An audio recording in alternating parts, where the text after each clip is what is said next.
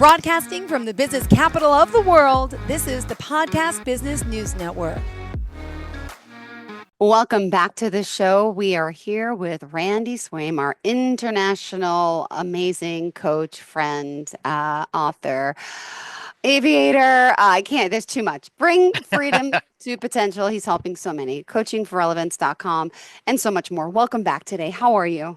I'm doing good, and it's always a pleasure to be with you here. So yeah, it's good to see you again and glad to be here. Same here. Thanks so much. So first and foremost, please introduce yourself to everyone. Tell us a little about what you do, and I'm looking forward to today's conversation. Well, that could take about an hour. No, I'm just kidding. I know. But like you said, a lot of what you said is me. My name is Randy Swaim, and my passion is bringing freedom to potential to other people, and using coaching skills and leadership, and developing and certifying jet pilots and flight crews and other leaders and things like that. And I'm also, as I think you know, I'm also a certified master level neuroplastician with the Institute for Organizational Neuroscience over in Germany. And so I bring aspects of how the brain works to people, and to over at the airport, but also people that you're talking to, even if it's teenagers at high school when I'm talking to them or whatever, kind of thing. So that's just a lot of what I do. And as you can see, Coaching for Relevance is my company. And that's if anybody ever wants to just have a chat, they can give me a call or something. But I don't do real sales pitches. I mean, if somebody comes up with a need, yeah, we'll come up with something. But if somebody just wants to have a conversation, we can do that. Got it. Well, thank you so much. Pleasure to have you back. And You bet. what did you have in mind for today? What is our area of focus? You always have something exciting going on. Well, I tell you what I do, what I thought I would share today is a little bit of the neuroscience aspect of it. And some of these aspects I've I've mentioned a long time ago on Yeah. shows and stuff. But what I want to do is bring out an aspect of it that leaders need to be aware of when you're Okay. de- uh, dealing with your people. And I'll bring out one aspect that sometimes people don't think about, and it makes it more of an art form and more of a challenge than people tend to think. And so I'll kind of mention that as we go into this. All right. Cool, ready to go? Yeah, I'm ready. Okay. I was like nervous. I'm Oh, like, okay. am I frozen? Go ahead. Oh no, no, you're good. Well, I'll tell you what, we'll go ahead and go into this, and I'll just mention it. And one of the things that I'll uh, mention on this is the neuroscience aspects. And when you're talking about the brain and how it works and how it interacts, there's a lot you can deal with in there. But what I'm going to bring out today is the aspect, and all of these are very aligned with my organizational maneuverability concept, Okay. which is trying to lead your team in a rapidly changing, unpredictable VUCA environment where not everything is rote academic. And can you still be successful? And that's I'm going to bring some of that out in this as we go forward. But the first thing that I'll do is I'll just mention the it's really the chemicals that your brain releases for certain things. When your brain starts to perceive certain things, it releases chemicals. And it's interesting, and I'll just kind of mention those chemicals very quickly here. I've mentioned them on a show quite a while back and stuff, but just for anybody that may not have heard it yet. But the first chemical that the brain releases is the chemical of norepinephrine. And what this chemical does when it releases, it's an alarm siren in your brain. And what it does is it will engender a person's ability to fight against the threat, or to step aside because of the threat and go over here, Okay. and everything. And so norepinephrine is kind of that alarm siren, if you will, Mm-hmm. particularly Yeah. when you're experiencing a threat. The second one, and I'll just mention the other three or four here really quickly, kind of thing.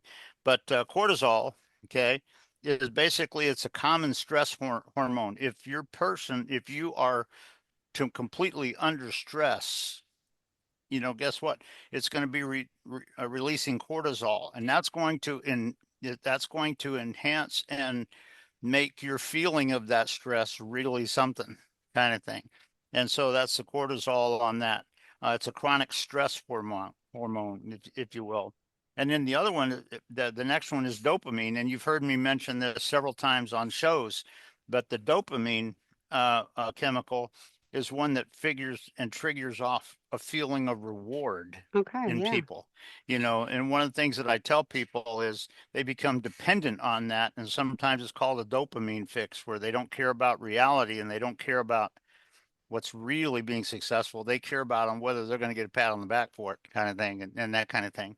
But the dopamine is the chemical that your brain releases to engender a feeling of reward.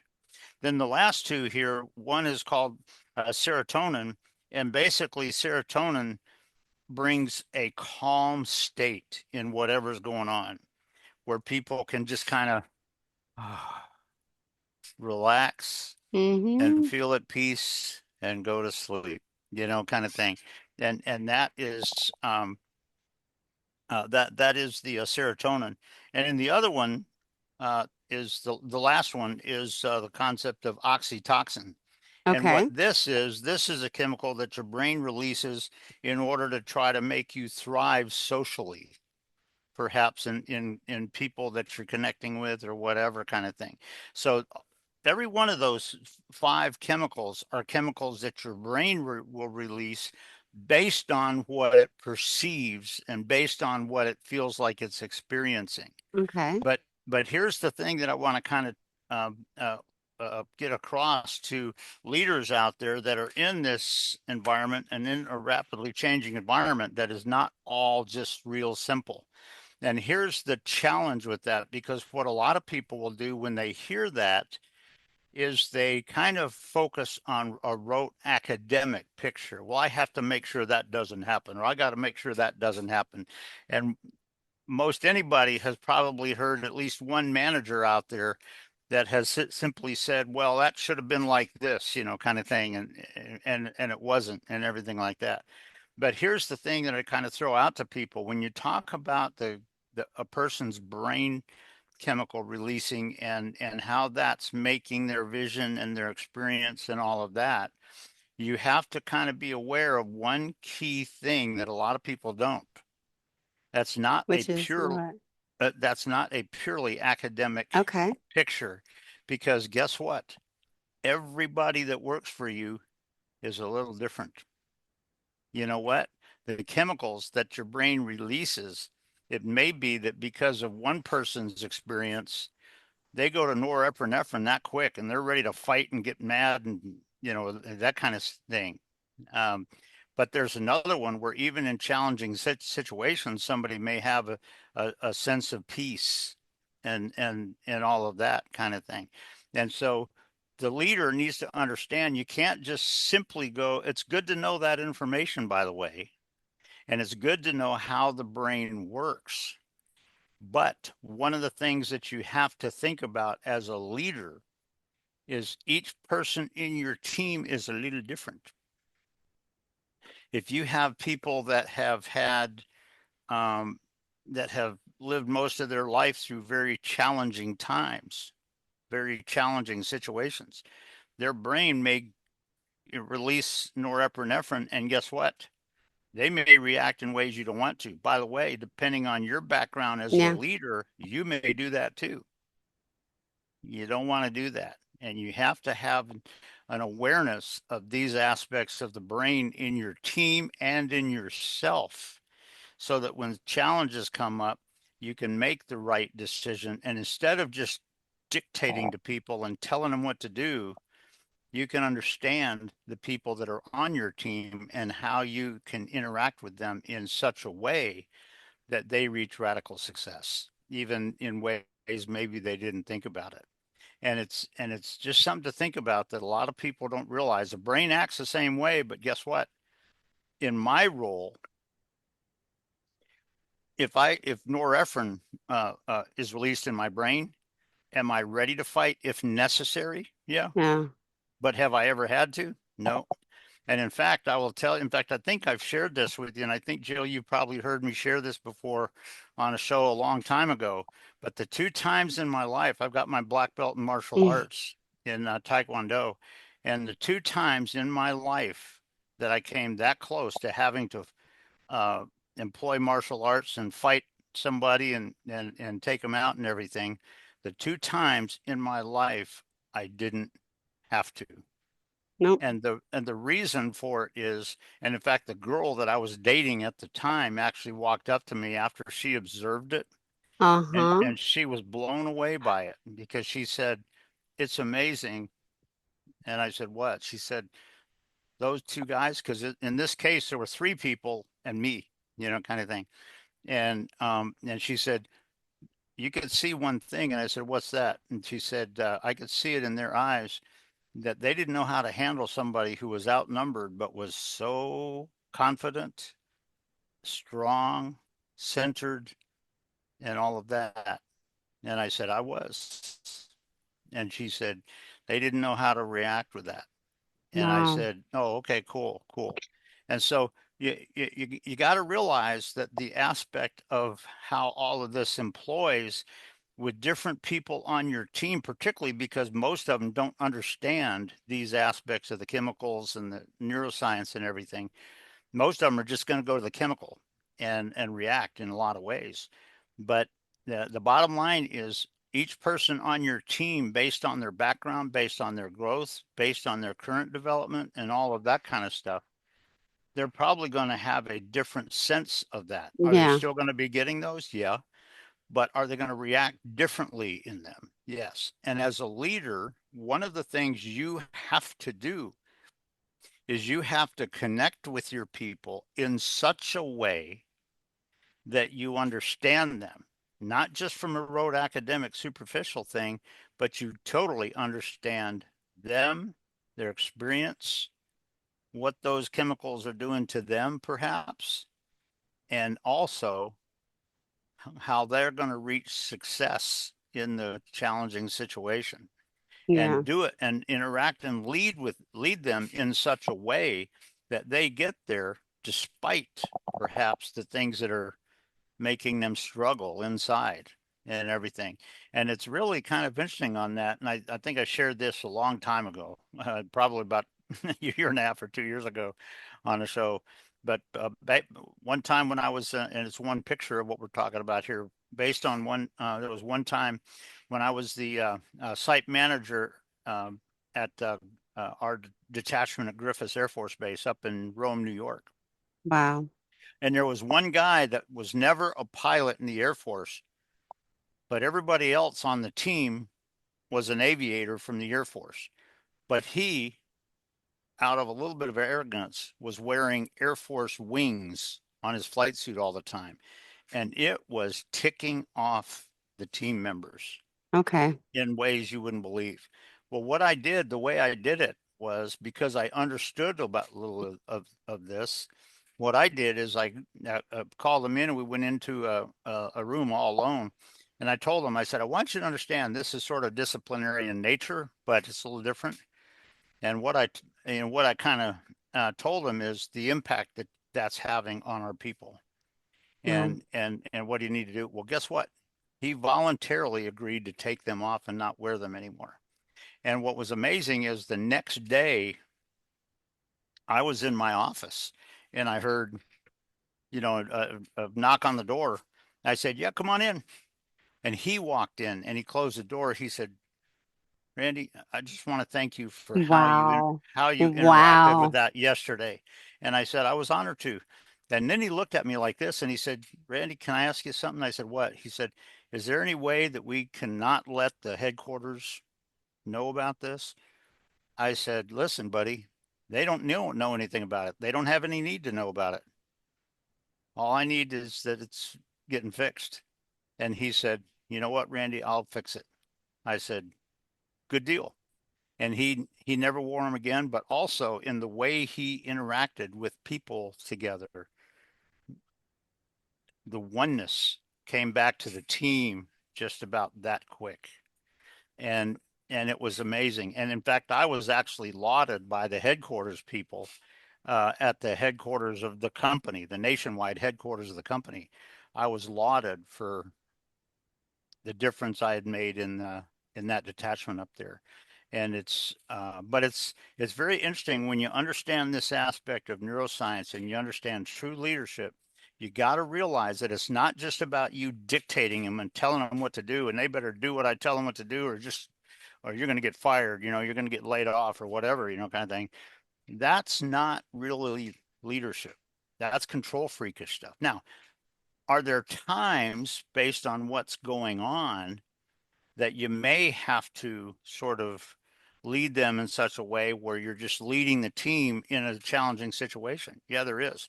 But here's what you got as a leader. Here's what you got to be aware of before it ever gets to that point. And here's what you have to do. You have to understand how you're going to truly build the trust in your team, in you, prior to that happening. And Yeah. the way that you do that is this aspect of the of interacting with your people in such a way that you're not just playing academic games, but you're really connecting with each of your people based on who they are, where they're coming from, and how we're going to get together. And it's just a key aspect of it, but there's a lot of neuroscience aspect of that, kind of wrapped up in that. Um, and like I said, one of the biggest challenges that managers need to realize today Oof. is that leadership is not just academic. Nope. Sorry. Guess what? Each person in your team is a little different, and It's how true. you connect with each one a little different in a positive way is not the same. And you got to be aware of that. And one of the things you look at it from this aspect of these neuroscience chemicals, if you interact with each person on your team in such a way where they think that you believe in them, and Yeah. they think that you're connecting with them in a way that nobody else has, guess what? Amazing things can happen. And when a challenging situation comes on the scene, they believe in you, they believe in the team, and they believe in what they can accomplish.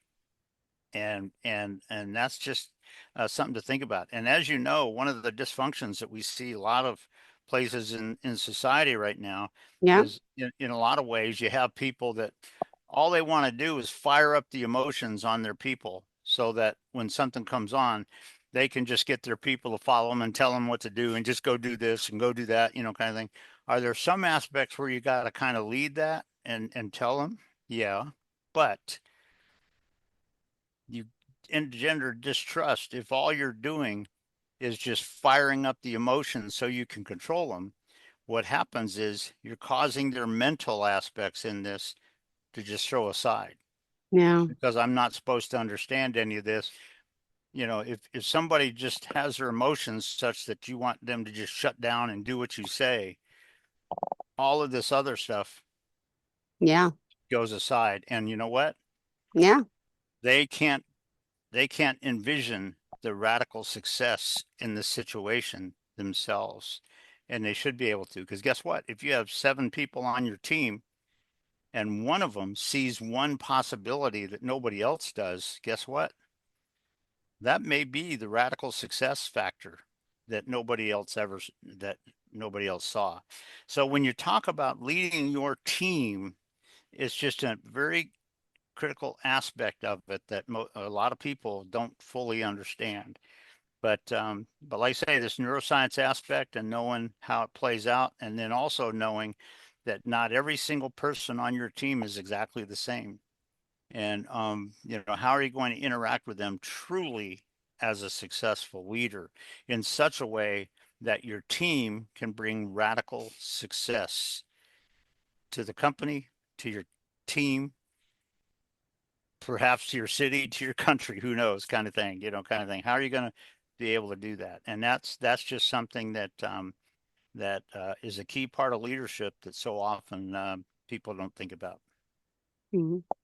Well, I don't know where you come up with this stuff, your mind, the neuroplasticity, but I've been speaking to you for over a year, and every time we speak, but I'm flawed because you just God gave you a gift. We all have our gifts, but you Hmm. are just ow, you hit on different topics every time, teaching us something every time.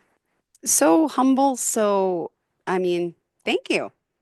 Well, my And pleasure, and it's I would always an think by honor a to be year on we'd here. have we still have more time together. I'm not cutting you short, but I'm just flabbergasted because I sit here and I listen to you and I'm listening and then I'm listening and I'm deeper and deeper and it's like I'm in a trance with what you're saying because never did I think about this role of leadership and how and then it always relates to something in my head and I'm sure it's relating to other people, but yeah.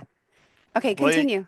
well, you know what? That's all I'll say is that's my purpose. When you talk about bringing freedom to potential, Yes. I'm not somebody that just wants to go out and have people necessarily pat me on the back or Mm-hmm. whatever.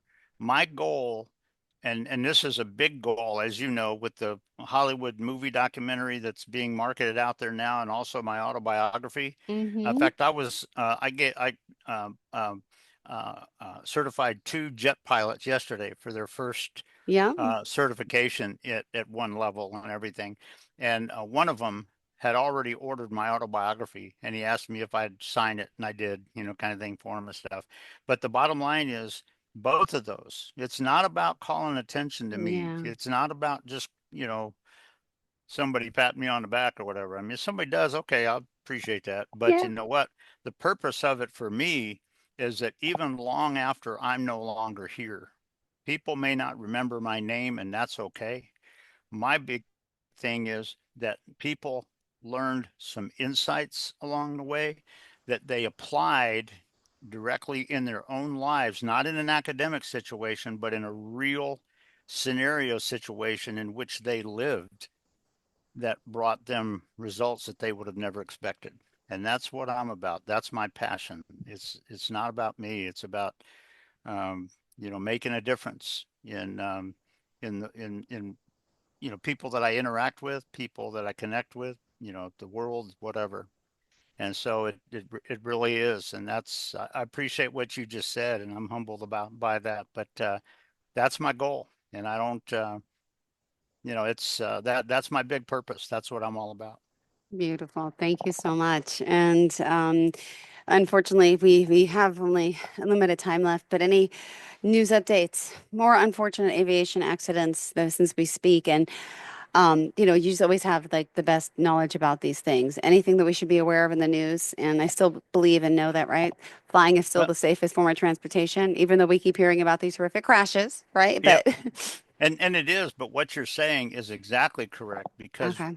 if you look at the number of crashes that have existed over the last, probably 6 or 7 or 8 months, it has gone up somewhat. And the other part of that too is just to realize that why it happens and what do we have to be aware of. Even as a pilot, if all you're doing is going with rote academic scenario situations, you're missing the boat. You have Yep. to have a true reality of that situation and what the radical success is for that situation. And it's and it is a key. And guess what? That's a true part of any part of life now. But it's when you got people depending on you, um, because they're in the back of your airplane and everything. And I'm thinking Yeah. of the family that died because they just had their funeral and all that. The five family Mm-hmm. members that died in that helicopter crash. And New When I York, first yeah. heard about that, everything in me just went, oh man, kind of thing. And but you know what? Regardless of what part of life we're in, we got to be thinking about some of this. We got to be thinking about not just going with rote academic and then blaming things. Well, it should have been this way.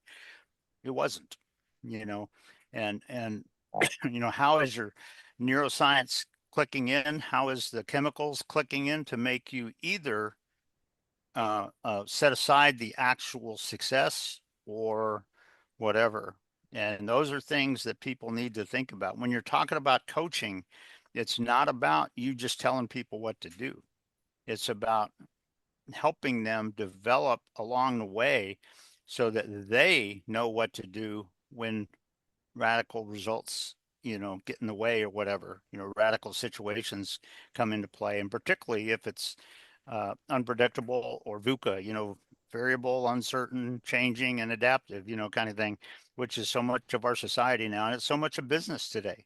And, can you make those decisions? And you got to have your team, you got to have your family. And really, amazingly enough, when you think about your kids coming up Ah, and grandkids, there's a small degree where that has to be kind of brought in a little bit for their development. And I've got two great grandkids that I love to death, and I'll never put aside. And but one of them is about to turn in just about another 3 or 4 days is about to turn 15, and and the young lady that she seems to be becoming blows my mind in a positive way because of a lot of her reality in this with some of the challenges she went through, and she's doing amazing. So it's just a key area of but it's also an area of where a coaching facilitative style and a neuroscience awareness must be applied to real coaching. It's not just telling people what to do, and it's not just coaching, about some rote superficial academic things, but truly helping people get the radical results, clarity in their mind, that and how to get there. What are the struggle points? And what am I going to do when the struggle points come on scene so that we can get there? And that's all a part of this for sure. beautiful. Thank you so much. Randy, how can we contact you?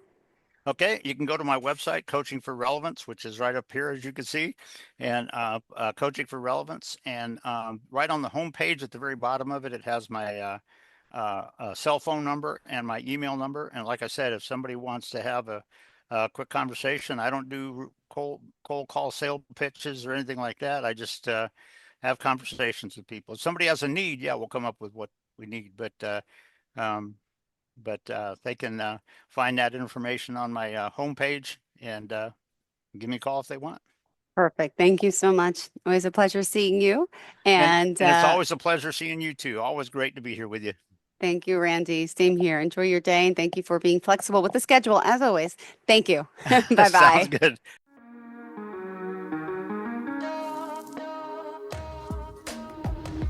Broadcasting from the business capital of the world, this is the Podcast Business News Network.